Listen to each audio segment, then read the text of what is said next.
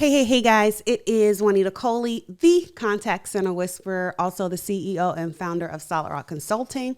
So this month, I'm answering your top 4 questions that you sent in. All right. Y'all know I get excited about all things contact center, workforce and management, employee experience, customer experience. In fact, I'm known for saying if you don't have an employee experience strategy, your CX strategy is trash. Yes, that is right. So in order to not ramble, right, and get super excited, I've written your questions down. I even have notes, bullet points. I am prepared, okay? Because I'm not going to be here all day with y'all. I'm not going to be here all day. All right. So let's hop into these questions. All right. So one of the questions I got this month was, can you really, emphasis on the really, I love it. Can you really automate your entire call center? And will customers even notice? So when we're talking about automating your call center and will a customer even notice? So here's my big answer. Just because you can do something doesn't necessarily mean that you should do something. And if you can do something, these are some of the things that I think you should be considering when it comes to this particular question. So this is a very, very large question. Right now, everybody's in this mad dash and rush to automate more things, implement more AI. And so this is a big conversation. So I'm going to focus on 4 things that I really think breaks this question apart. So when you ask, can you really automate your entire call center? The 4 things I'm going to focus on is the feasibility of automation. We're going to talk about the customer experience because you asked about will customers even notice. We're also going to talk about balancing efficiency because that's generally when you're automating what you're trying to do. You're trying to gain more efficiency. So balancing efficiency with the human touch, right? Back to the customer experience, and then measuring success. Those are the 4 things I really want to focus on in this video. All right, so let's get in. All right, so when we talk about the feasibility of automation, let's talk about the pros and cons. How easy is it to automate your entire call center or start implementing some automation in your call center? So here are some of the pros to automating your call center. First is cost savings. That's going to probably be one that everybody, when you even thought about automating, that's probably the reason you even thought about automating in the first place, right? You were like, hey, we're getting these same types of calls, or we want to be able to help our employees, reduce some of their redundant tasks, or we want customers to be able to self-serve. And so, of course, as you begin to add automation in your business, there's going to be a natural cost savings that comes with that. Okay, so that's one of the pros to automating. Next pro, I believe, is consistency and accuracy.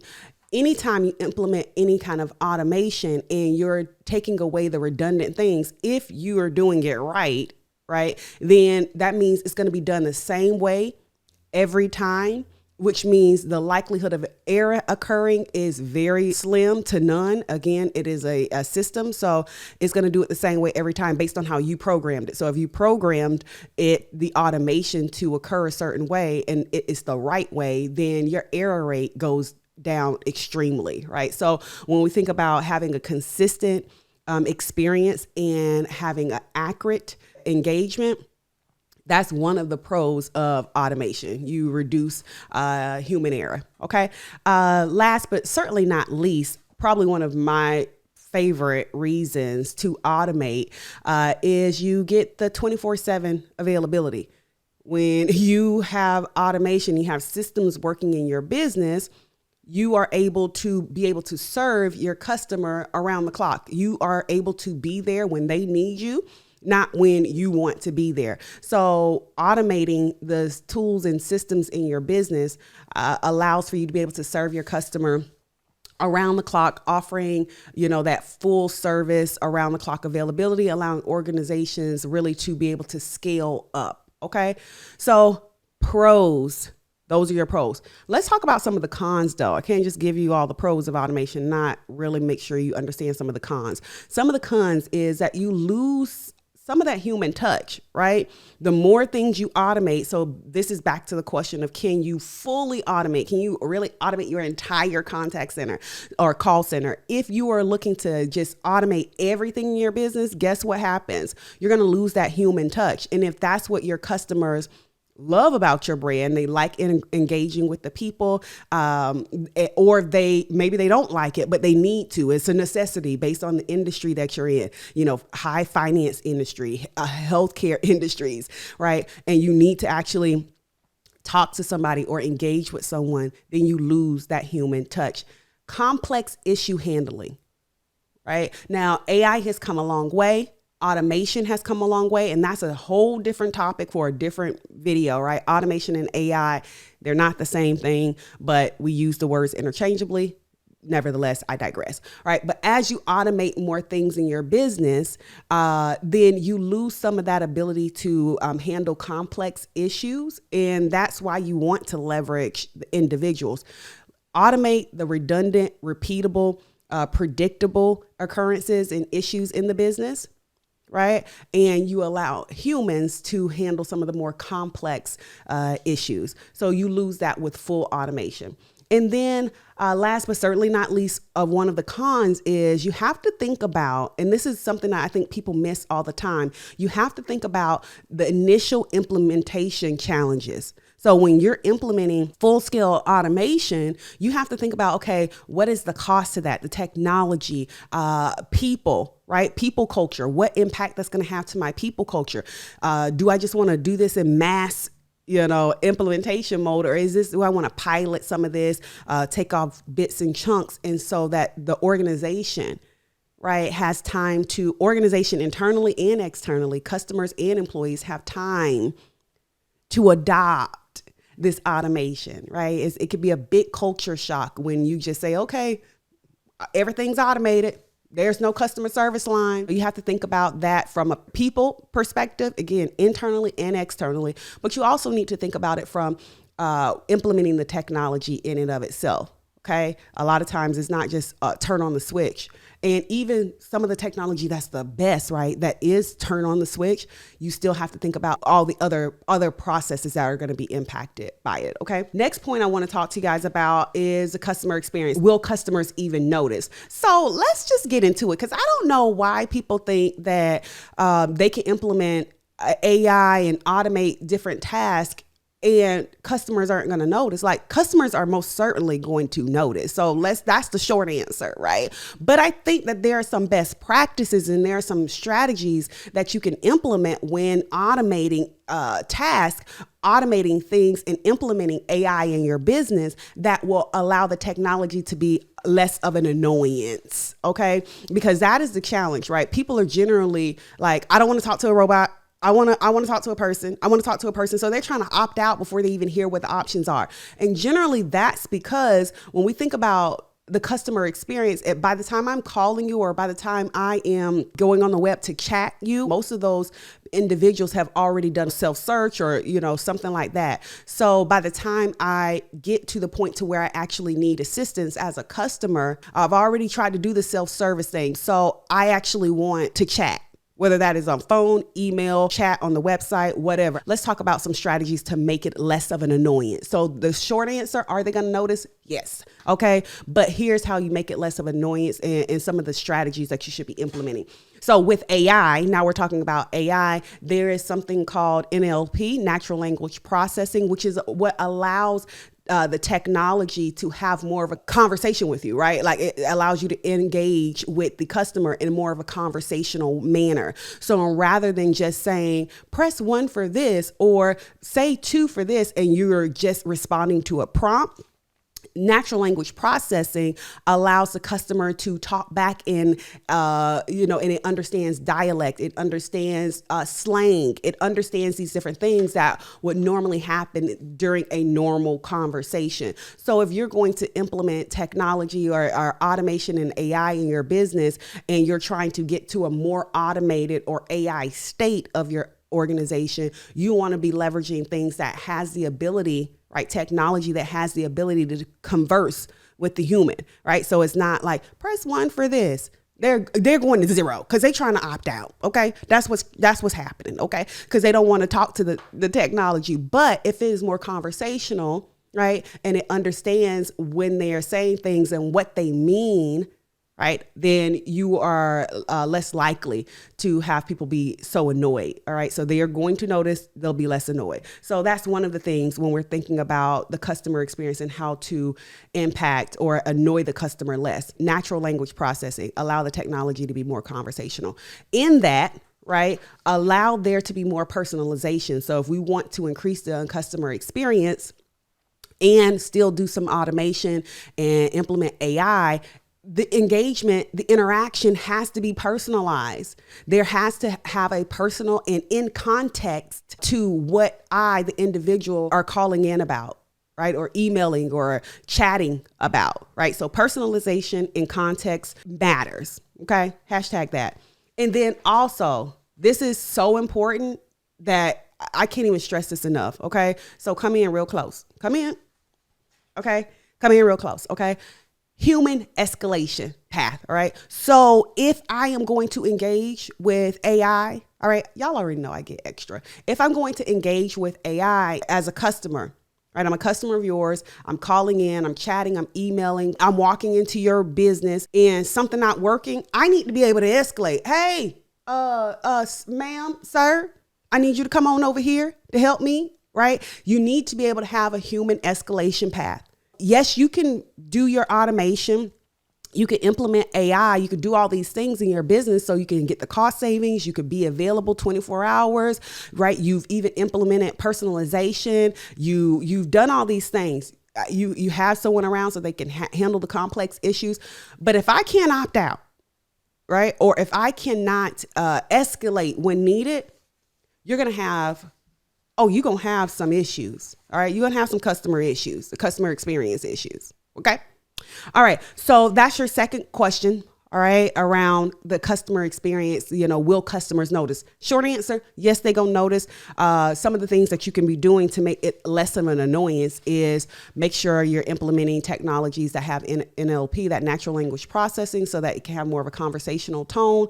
That personalization is going to be really important in context, as well as a human escalation path. That's going to be super important. Now, when we're talking about balancing efficiency with the human touch, I'm going to be leaning on some of the same points that I just made here in the customer experience. So balancing cost savings with the human touch. What are some of the things that we want to make sure that we're doing? First, we want to make sure that we have a clearly defined objective. Okay.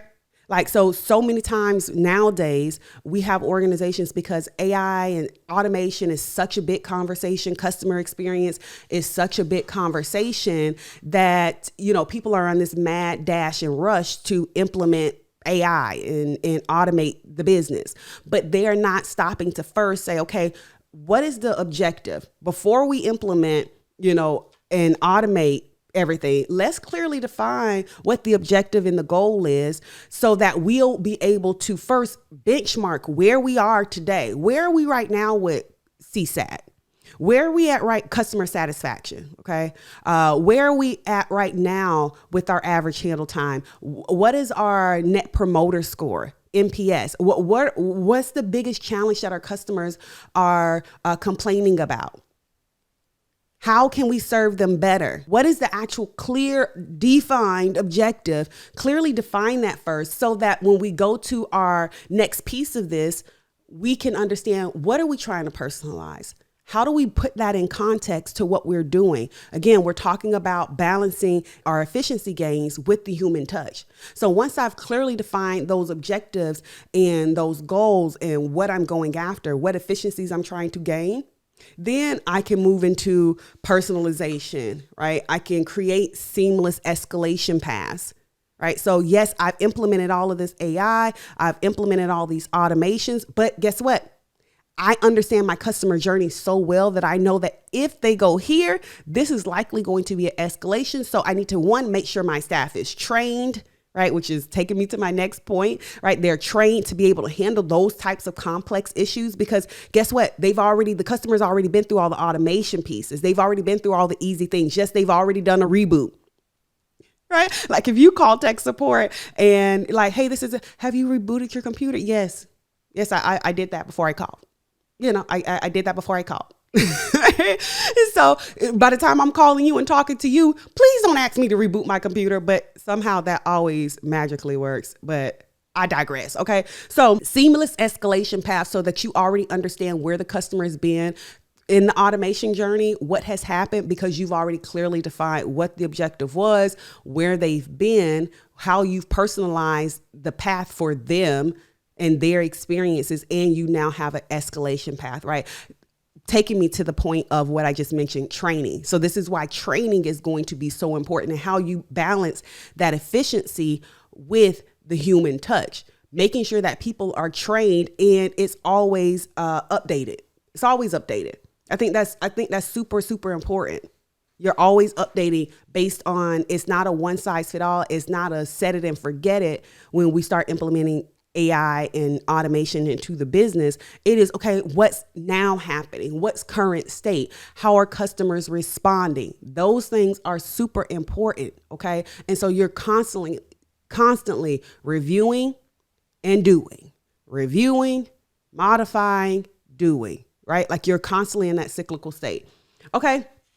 Surveys. That's so important. That's my last nugget for that. Okay. Surveys. You should be always going back to the customer, right? When we're talking about balancing efficiency with the human touch. Last but not least, okay, always be asking customer. Always be asking employee, because your employees are a lot of times going to have so much insight, right? They're going to have so much insight that you don't have. And if you are not surveying or creating feedback loops, like we like to call them now, right, then you're not getting that information. So when we're talking again about balancing, okay, balancing that efficiency with the human touch, key things you need to be doing, okay? Key things you need to be doing: defining the clear objective, making sure that you have that personalization in there, right? Having escalation paths. I cannot stress that enough. Training, making sure that you have a feedback mechanism, whether that is customer surveys or employee feedback, right? These are the types of calls I'm getting. When I get escalated a call, this is what they said their experience was before they got to me. So critical. Okay. All right. Last point, measuring success. All right. So how do we measure all of this? Right. Well, I hinted about it just a little bit ago when I talked about benchmarking. When you're setting those clear goals up front, and understanding your picture, then as you implement, you want to be measuring, okay, is this working? Is the experience getting better? Am I making more money? Am I losing money? Am I actually becoming more efficient? Right? Like, am I actually closing more sales? Did my close ratio go up? For whatever the objective was of why you wanted to automate that task, right? I want to automate emails to go out. I want to automate coupons to go. I want to automate whatever, right? Password resets. I want to automate this. Do you see your password calls going down, or people escalating because the system is not resetting their password correctly, right? So you have to be able to know where you started so you can know where you're going and what the ideal picture of where you're going. So here's there's so many metrics. I'm just going to name a couple of them from my contact center lens, right? You may be in a different business, and so you may have different metrics that you're looking at, but from a customer experience, I'm going to name some of those, right? So when we're thinking about CSAT, that's a common one. Customer satisfaction. Is my customer satisfaction going up or is it going down? Net promoter score. Is that going up or going down? Are people neutral? Okay. If they're neutral, that might as well be a detractor, right? It's going down. Okay. Are they a promoter or are they a detractor? If they're neutral, that generally counts as a detractor. Okay. First call resolution is another good one, right? Are people calling back, or are they engaging with you again after your so-called automation? Those are just some of the metrics. It's so many. Okay. I have pages and pages of metrics that we could talk about. Okay. But hopefully this was a thorough answer. All right. That's why I wanted to, again, right? Because I can talk. Y'all know I can talk and I get passionate. The question was, again, I love answering y'all questions. Can you really automate your entire call center, and will a customer notice? So short answer to the question, can you fully automate? Sure. Will the customer notice? Absolutely. However, I didn't want to just give you that answer. Okay. I wanted to give you context and substance. All right. So thank y'all for tuning in. I'm going to be answering another question. All right. 4 questions this month that I've gotten around, some of the best questions, rather. I get questions all day. But this is one of the top 4 that I'm going to be answering. All right. So I'll talk to you guys soon. See y'all later. Bye.